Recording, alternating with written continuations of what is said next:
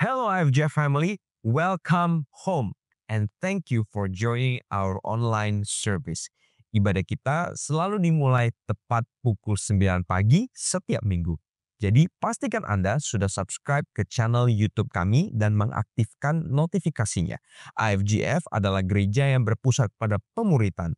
Our mission is to help people to connect with God and make disciples. IFGF memiliki beberapa discipleship center di sekitar wilayah Jabodetabek. Untuk wilayah Jakarta di Balai Sarbini, Lipo Mall, Nusantara. Untuk wilayah Tangerang di Dome of Harvest Lipo Karawaci. Dan beberapa lokasi lainnya di wilayah Bogor dan Bekasi. Untuk Anda yang menyaksikan secara online, kami memiliki komunitas sel yang diadakan secara online bernama iCare.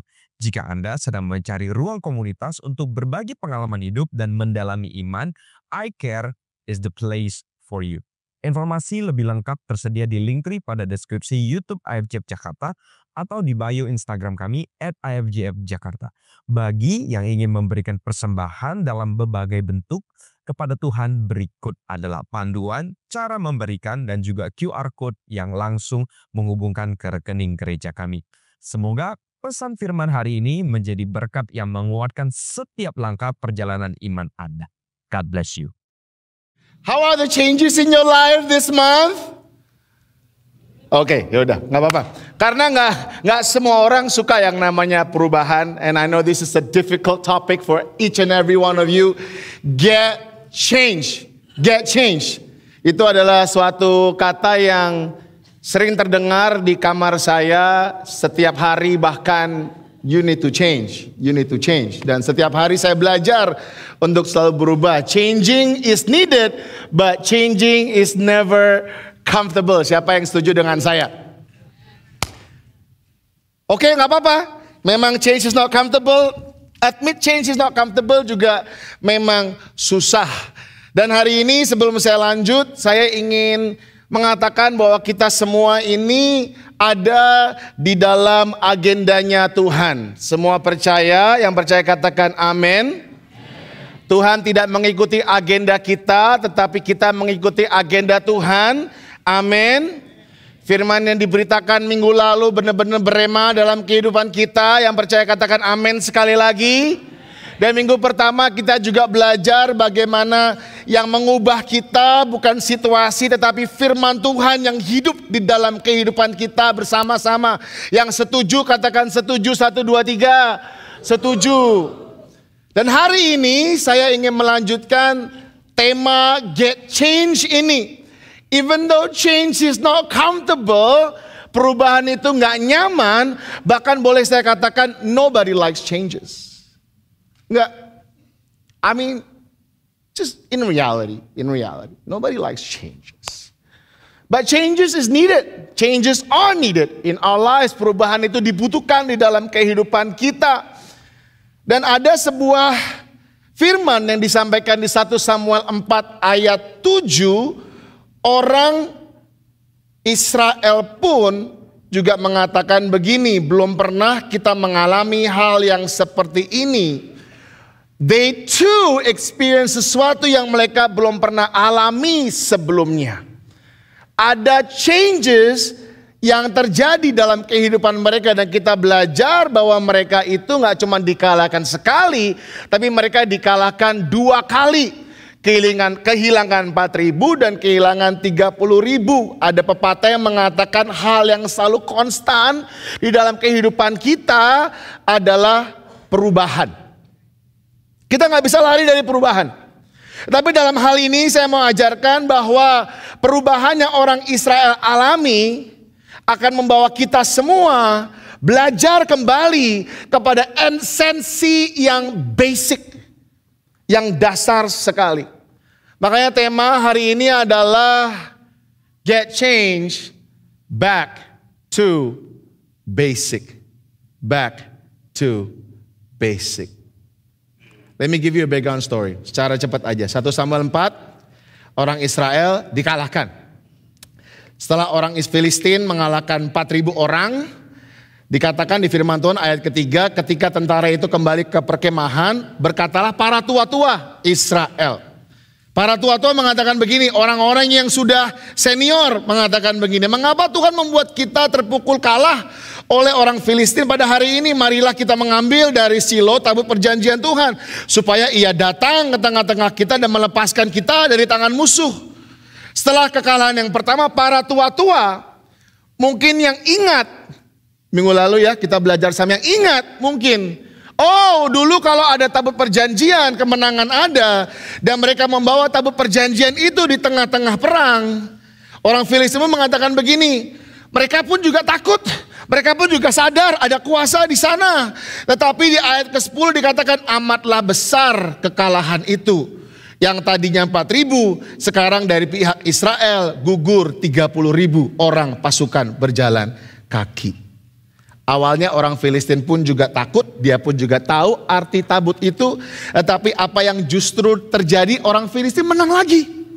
30.000 meninggal orang Israel dan tabut perjanjian itu akhirnya dirampas. Dan ini menimbulkan berbagai pertanyaan yang besar. Mungkin kita mendengarkan firman minggu lalu dan kita bertanya, apakah tabut itu sudah kehilangan kuasanya? Mengapa Tuhan gak membela mereka? Apakah Tuhan telah meninggalkan umatnya? But as you read through, on the other hand, di 1 Samuel 5, tabut yang sama berada di dalam kemah orang-orang Filistin dan mengalahkan dewa orang Filistin dan membawa tekanan kepada kota-kota orang Filistin dari Asdod, Gad, dan Ekron. Itu terjadi di 1 Samuel 5. Ketika orang Filistin merebut tabut itu menjadi seperti their prized possession. Kebanggaan mereka, ini yang gua rebut dari orang Israel, their prized possession. Lambang kemenangan mereka. Mereka membawanya ke 3 kota, Asdod, Gad, dan Ekron. Dan kenapa dibawa dari kota-kota tersebut?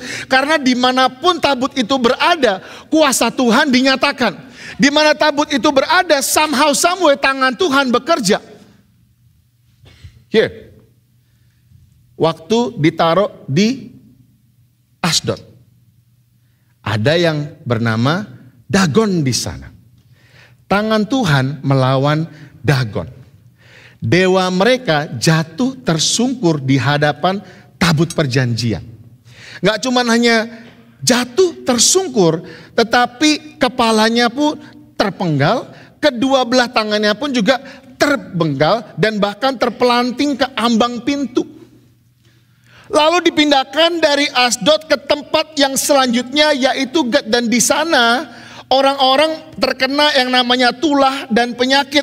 Lalu dipindahkan kembali atau ke tempat yang selanjutnya namanya Ekron, dan di tempat di situ ada tabut Tuhan di sana mendatangkan kegemparan.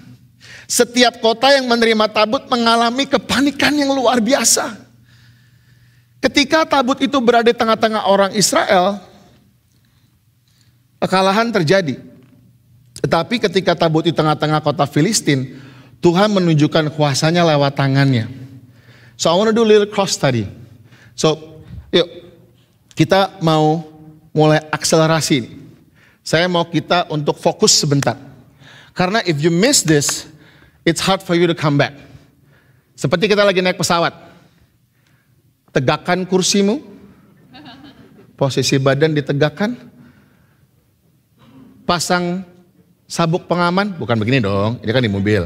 Begini, sabuk pengaman. Kencangkan sabuk pengaman. Tutup meja di depan Anda. Dan siap-siap mau take off. Saudara siap? Don't miss this. Don't miss this. Kita fokus bersama-sama. We'll do a little cross study now. 1 Samuel 4, kita semua tahu bahwa orang Israel itu terkalahkan. Hal yang pertama yang kita bisa pelajari dari sana adalah bukan Tuhan yang meninggalkan mereka, tapi mereka yang sudah lama meninggalkan Tuhan. Eli memerintah Israel sebagai hakim selama 40 tahun. Kalau kita baca di 1 Samuel 4 ayat 18. 1 Samuel 2 ayat 22, anak-anak Eli tidur dengan perempuan di bait Allah. Udah kelewatan sekali. 1 Samuel 2 ayat 22 juga mengatakan begini, Eli dan imam-imam di masa itu memakan korban persembahan yang seharusnya untuk Tuhan. Dan dari sini kita semua bisa belajar bahwa kehidupan mereka sudah out of tune sekali dari Tuhan. Kehidupan mereka sudah really out of tune from God. So this resulted in a question that I'm going to ask you today. How is your life? Are you in tune with God? Dengan keadaan yang terjadi setiap hari, dengan situasi yang bergelombang, dinamika kehidupan, changes upon changes in your life. Let me ask you, are you still in tune with God? Are you still in tune with God? Karena mereka sudah out of tune. Mereka sudah meninggalkan Tuhan. Dan karena mereka out of tune, ya mungkin kita bisa relate. Mereka udah gak punya namanya reverence. Mereka udah gak punya namanya understanding. Mereka udah gak punya namanya relationship. Atau hubungan. The basics of it all. We might end up like them. Seperti Eli, anak-anaknya, imam-imam. Kalau kita membiarkan kehidupan kita begitu-begitu aja. And we found ourselves out of tune sama Tuhan. Sehingga yang kita lakukan di sini setiap minggu hanya kebiasaan biasa-biasa aja. It's just a weekly routine. But let me tell you, God is the God of relationship. Relationship speaks louder than religion for God. Dan yang ketiga, mereka membawa simbolnya Tuhan, tapi tidak membawa Tuhan di dalam hati mereka. Nah itu 1 Samuel pasal 4. Nah 1 Samuel pasal 5. Yang tadinya orang Israel terkalahkan, di pasal 5 orang Filistin tertekan. So this is what happened. Orang Filistin berhasil nih mengambil tabut tadi. Tapi mereka gak bisa mengendalikan Tuhan. Bukan Tuhan yang dapat dikendalikan, tetapi Tuhan yang pegang kendali. Bukan Tuhan yang dapat dikendalikan, tetapi Tuhan yang pegang kendali. Ada amin di tempat ini. He's not ours to control or navigate. He's not here to do our will, but we are here to do His will. Karena orang Filistin mengambil tabut itu dan taruh di tengah-tengah kota-kota mereka. Dan akhirnya pada saat akhirnya 1 Samuel 5 ayat 11 dikatakan begini, sebab itu mereka memanggil berkumpul semua raja kota-kota orang Filistin itu. Dan berkata, antarkanlah tabut Allah Israel itu. Recognize bahwa ini adalah tabut Allah orang Israel. Biarlah itu kembali ke tempatnya supaya jangan dimatikan kita dan bangsa kita. Sebab di seluruh kota itu ada kegemparan maut. Tangan Allah menekan orang-orang di sana dengan sangat berat. Dan dari situ saya bisa tahu bahwa they went through all of this. And at the very end, Tuhan ingin kembali kepada maksud yang sebenarnya, kepada dasar yang sebenarnya. Dasarnya itu apa? Tuhan ingin untuk berada bersama-sama dengan orang Israel. Dasarnya itu apa? Dasarnya adalah Tuhan ingin menunjukkan bahwa Dia mengasihi umat-umatnya. Sehingga ada satu commandments, the greatest commandments of them all. Dikatakan begini, kasihilah Tuhan Allahmu dengan segenap hati, dengan segenap jiwa, dan seluruh akalmu. Dikatakan ini bukan hukum yang biasa-biasa, tapi ini hukum yang terutama. Firman Tuhan mengatakan terutama dan terpenting. Terutama dan terpenting. Untuk kita bisa mengasihi Tuhan dengan segenap hati, segenap jiwa, segenap akalmu. Nah tadi pertanyaannya adalah, are you in tune with God? Now the second question is, how much do you love God? Dengan segenap hati, segenap jiwa, segenap akal. Can we get changed today? Mulai berubah. Dan kembali kepada basic, yaitu Tuhan, yaitu hadirat Tuhan. Mengasihi Dia dengan sepenuh yang kita punya. I understand all that. Tetapi, let me tell you, seberapa besarnya kasih kita kepada Tuhan, gak bisa terukur dibandingkan kasih Tuhan kepada kita. Karena firman Tuhan mengatakan, Dia dulu yang mengasihi kita, supaya kita bisa mengasihi.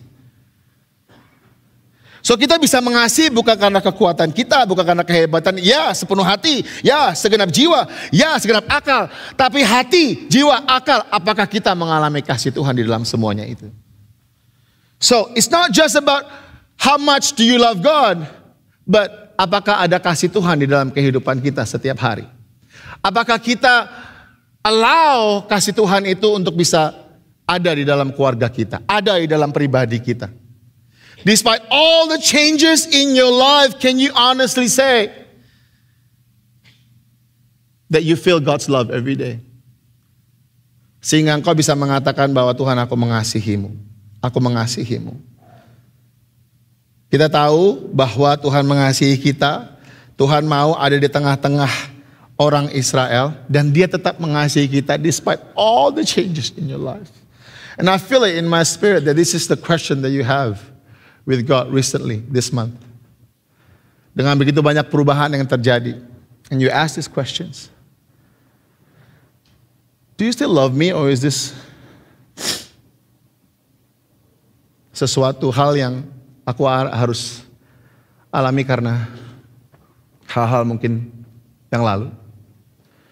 Has your love left me? Let me tell you, kasih Tuhan itu begitu lebar. Lebar. Berarti Dia mengasihi Anda semua. Dan kasih Tuhan ada bagi umat-umatnya. So never doubt that Tuhan itu mengasihi Anda. Katakan kanan kiri, Tuhan mengasihimu. Tuhan mengasihimu. Kalau mukanya kurang yakin, boleh teriak lebih kencang lagi. Tuhan mengasihi lu, tahu nggak? Tahu nggak sih? So let me go to my point. Apakah kerinduan dan kehendak Tuhan atas umat yang dikasihi? Kerinduannya adalah, kerinduan yang terbesar adalah untuk berada di tengah-tengah umatnya. Yang percaya katakan amin. God's greatest desire is to be in the midst of His people. Look, tabut perjanjian ini dipindah ke sana kemari oleh tangan manusia, tapi dalam kedaulatan Tuhan, akhirnya yang mencuri tabut itu bahkan berniat untuk mengembalikan tabut itu kembali kepada semulanya. Dari ayat ini kita melihat tabut itu bukan sekedar hanya benda suci saja. Tabut itu gak cuma hanya sebagai jimat saja. Tapi tabut itu kita tahu melambangkan hadirat Tuhan. Dan kehadiran Tuhan ingin kembali kepada orang-orang Israel yang dikasihinya. Tuhan ingin kembali kepada orang-orang Israel. Umat-umatnya yang benar-benar dekat dengannya. Dan ketika hati umat Israel gak lagi dekat dengan hati Tuhan, maka apa yang kita lihat di 1 Samuel 4 akan terjadi tadi. Masalahnya bukan di tabutnya, masalahnya adalah di hati orang Israelnya. Tadi kita belajar dari cross tadinya. Masalahnya bukan di tabutnya, tapi masalahnya adalah di hati orang Israelnya. Karena waktu itu kehidupan mereka udah jauh dari Tuhan.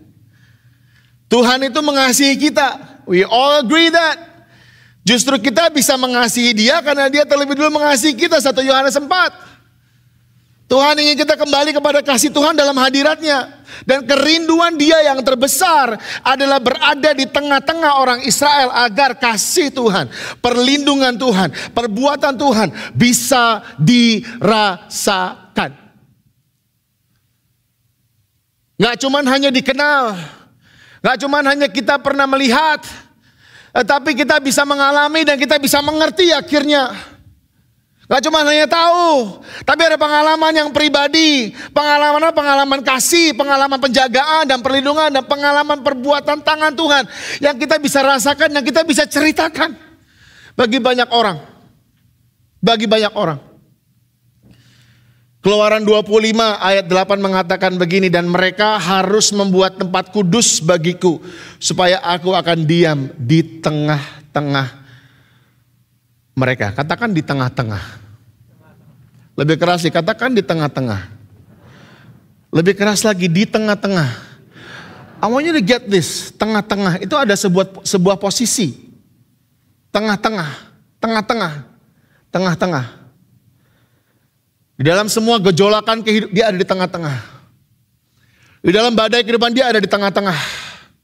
Di tengah-tengah. Di tengah-tengah. But we're just so busy to do things on the outside. Oh, this and that, this and that, this and that. Tapi kita lupa bahwa dia ada di tengah-tengah. Di tengah-tengah. Di tengah-tengah. Maka firman ini jelas sekali. Get back to basic. Kembali kepada basic. Kembali kepada the esensi sebenarnya. Oh, I do this, I do that, I do this. Tengah-tengah. Tengah-tengah. Tengah-tengah. Ketika orang Israel jauh dari Tuhan, mereka mulai melihat tabutnya hanya sebagai alat kemenangan. Bukan sebagai simbol kehadiran Tuhan di tengah-tengah mereka. Karena itu Tuhan mengizinkan tabut itu dirampas. Bukan karena dia kalah. Atau menunjukkan kepada orang Israel bahwa hati mereka yang terlebih dahulu yang harus diubahkan. Tuhan ingin untuk kembali kepada tengah-tengah. Bukan di pinggir. Bukan di belakang. Tapi di tengah-tengah. In the center of it all. Tapi yang lucunya juga sama. Walau tabut itu berada di tangan musuh, Tuhan tetap berdaulat di sana. Orang Filistin menyadari bahwa mereka gak bisa mengendalikan Tuhan. Mereka tahu siapa Tuhan itu.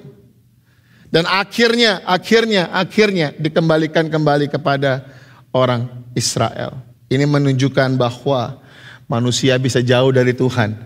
Tetapi yang Tuhan ingin selalu kembali kepada tengah-tengah umatnya. Jangan biarkan Tuhan menjadi backup plan. Jadikan dia menjadi pusat hidup kita. Pusat hidup kita. Yang terpenting dan terutama. Listen, Dagon jatuh tersungkur dan hancur di hadapan Tuhan. Melambangkan bahwa gak ada Allah lain yang sebanding Tuhan. Semuanya tunduk di hadapan Tuhan. Gak ada yang lebih penting dari Tuhan. Gak ada agenda lain selain agenda Tuhan. Dia menjadi pusat segala-galanya. Di 1 Samuel 5-6, baik orang Israel maupun orang Filistin menaruh tabut di tempat yang salah. Orang Filistin menganggap itu sebagai jimat kemenangan. Orang Israel menganggapnya sebagai jimat kemenangan dan orang Filistin menganggap sebagai trofi kemenangan.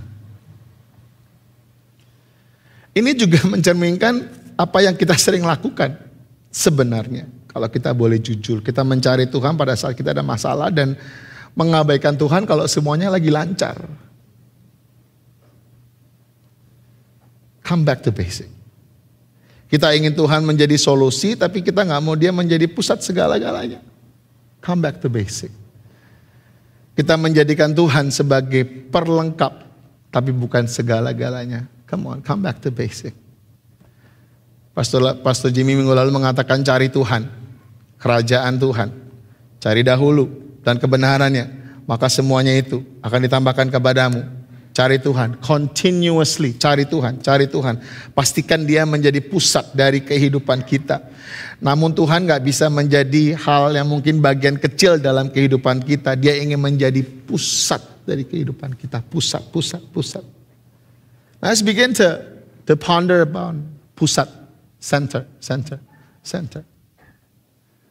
Ada orang yang mengatakan bukan yang pertama, tapi yang terutama. Berbeda tuh ya.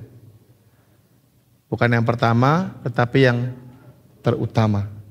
Katakan sama-sama dengan saya. Bukan yang pertama, tetapi yang terutama. Katakan lebih keras lagi. Bukan yang pertama, tetapi yang terutama. Don't just give him parts of your life, but give him all of your lives. Dan ketika kita mengatakan Tuhan adalah pusat dari kehidupan kita, saya mau katakan mari kita abide in him and he in us. Abide artinya remain and stay. Remain and stay. Fokus. Jadikan dia pusat dalam kehidupan kita. And I want to end with this. Can I have the musicians to come forward? Can we say this prayer together today, hari ini? Adalah salah satu ayat yang menjadi ayat favorit saya. Itu dari Mazmur 27. Can we say this prayer? And we will end the service. We'll pray and we'll end the service. Can we say this prayer? Satu hal. Katakan satu hal. Telah kuminta kepada Tuhan.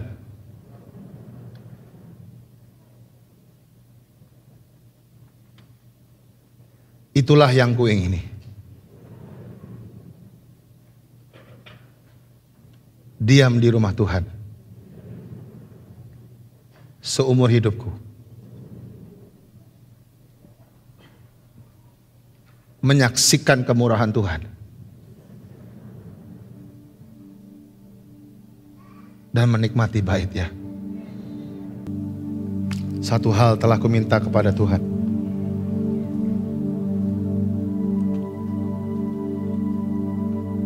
Itulah yang kuingini.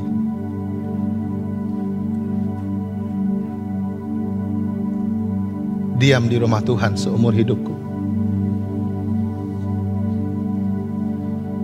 Menyaksikan kemurahan Tuhan. I love this. Dan menikmati baitnya.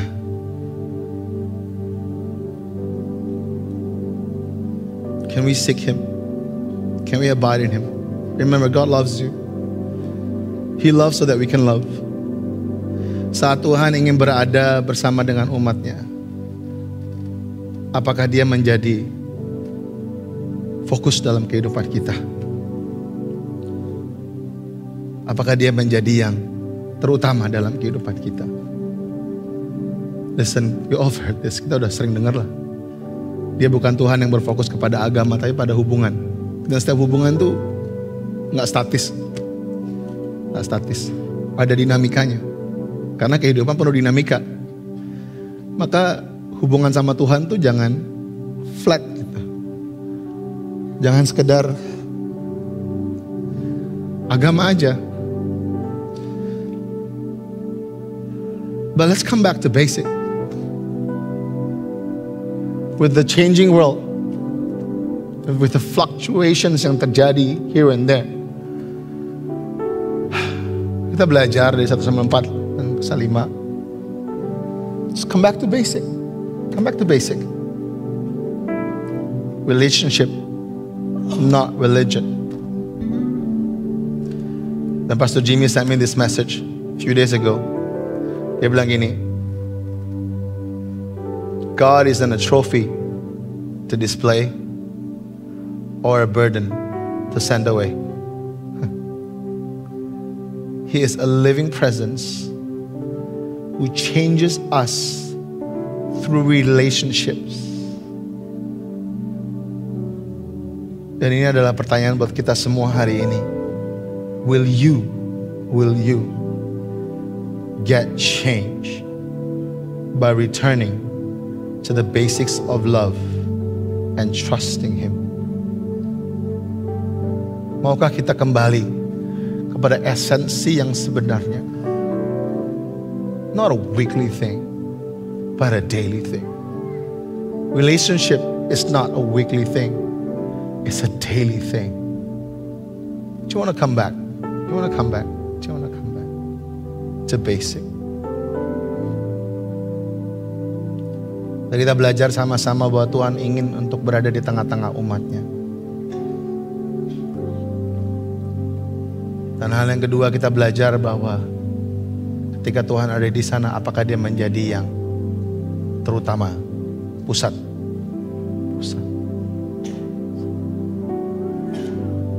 So hari ini, we know somehow when you listen to the sermon today and the Holy Spirit speaking to you, dan kau mengatakan, Tuhan, I realize that I'm out of tune. Saya gak ingin minta kalian angkat tangan, gak ingin minta kalian maju ke depan. Cukup taruh tangan kanan Anda di atas dada kalian. Gak ada yang lihat. Ya kalau lihat juga gak apa-apa. It's you and God, it's you and God. It's your decision, not their decision upon your life. It's your decision. Nah, kalau kalian ngerasa, I feel that I'm out of tune. Nah Bapak, hari ini as I'm placing my hand on my heart. In spite of every changes that happens, teach us, ajarkan kami untuk selalu in tune with you. Untuk selalu sadar bahwa Tuhan ada di tengah-tengah semua keadaan. Dan ajar kami untuk memandang Engkau dan menjadikan Engkau yang terutama, yang terutama, yang terutama, yang terutama.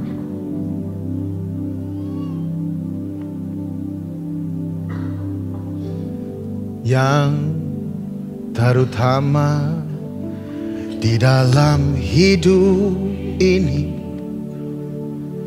meninggikan nama Yesus.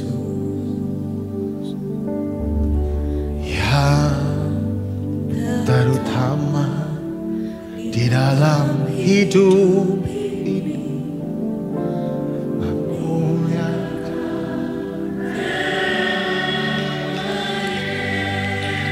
yang terutama, yang terutama di dalam hidup ini, meninggikan nama Yesus.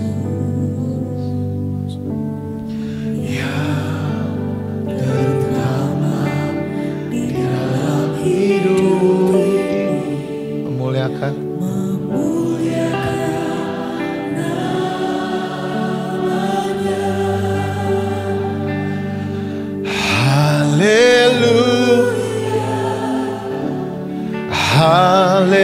haleluya, saya mau cinta Yesus. Haleluya, haleluya, haleluya, saya mau cinta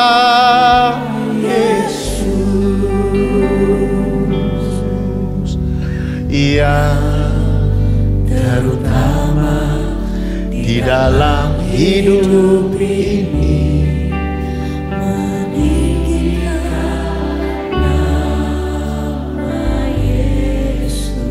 Oh, yang terutama di dalam hidup ini, memuliakan namanya. We sing haleluya, haleluya, saya mau cinta Yesus. Haleluya, haleluya, saya mau cinta Yesus. Haleluya, haleluya, haleluya.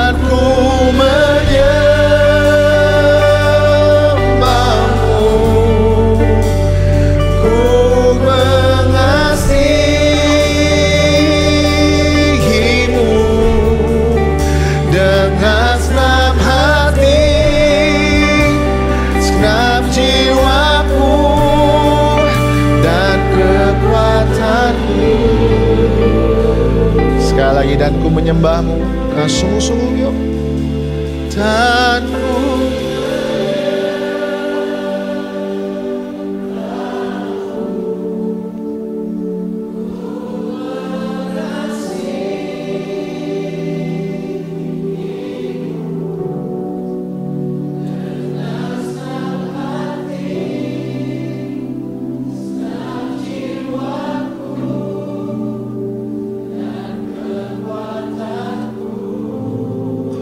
menyembahmu, ku menyembah,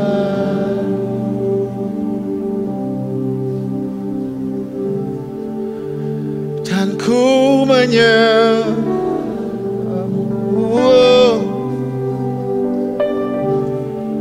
Oh, ku menyembahmu.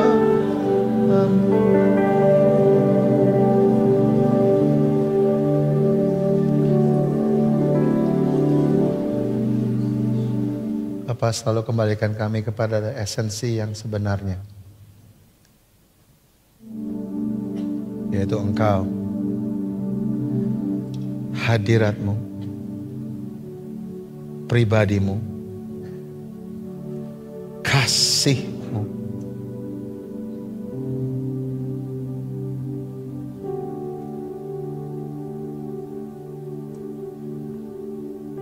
Kembali kepada hubungan.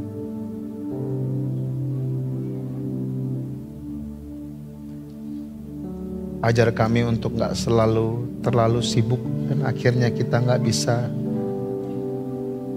mempunyai hubungan dengan Sang Pencipta. And Father, throughout this week and the week after and the week after next and next and next, Roh Kudus,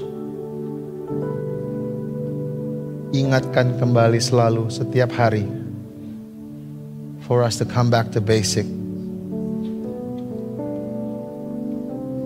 Selalu ingat bahwa Tuhan mau ada di tengah-tengah kita, di tengah-tengah saya, di tengah-tengah keluarga saya. Untuk kita semua di tempat ini bisa mengalami kasih Tuhan, perlindungan Tuhan, penjagaan Tuhan, dan karya tangan Tuhan. Sehingga kami bisa mengasihi Tuhan dan selalu ingat bahwa Tuhan yang terutama, bukan hanya yang pertama. Terima kasih Bapa. Let you be the center of our lives, the center of our family, the center of our college and tempat kita di mana kita belajar, the center of this building, di Balai Sarbini ini, di Lipo Mall Nusantara ini, di tempat ini. May you also be the center of our workplace. Bahkan dalam pelayanan kami, may you be the center of it all. Nama Tuhan dipermuliakan, nama Tuhan ditinggikan, nama Tuhan diagungkan, nama Tuhan di atas segala nama. Karena Tuhan yang kami sembah adalah Tuhan yang mulia. Terima kasih Bapa. Jemaat Tuhan, angkat tanganmu dan terima berkat Tuhan jika kau mendengarkan firman Tuhan, melakukan firman Tuhan. Terberkatilah engkau, terberkatilah keluargamu, terberkatilah studimu, terberkatilah semua pekerjaanmu, terberkatilah pelayananmu. Apa yang kau lakukan akan selalu berhasil, dan persekutuan dengan Roh Kudus akan engkau jaga dari sekarang sampai selama-lamanya. Tuhan datang kembali dan menerima berkat Tuhan. Semua katakan amin. Let's come back to basic. God bless you. Terima kasih telah mengikuti FGF Jakarta Online Service. Sampai bertemu lagi minggu depan, FGF Family. Jika Anda membutuhkan dukungan doa, silakan klik tombol prayer request di Linktree untuk mengisi form, dan tim pastoral kami akan mendoakannya bagi Anda. God bless you church and have a wonderful day.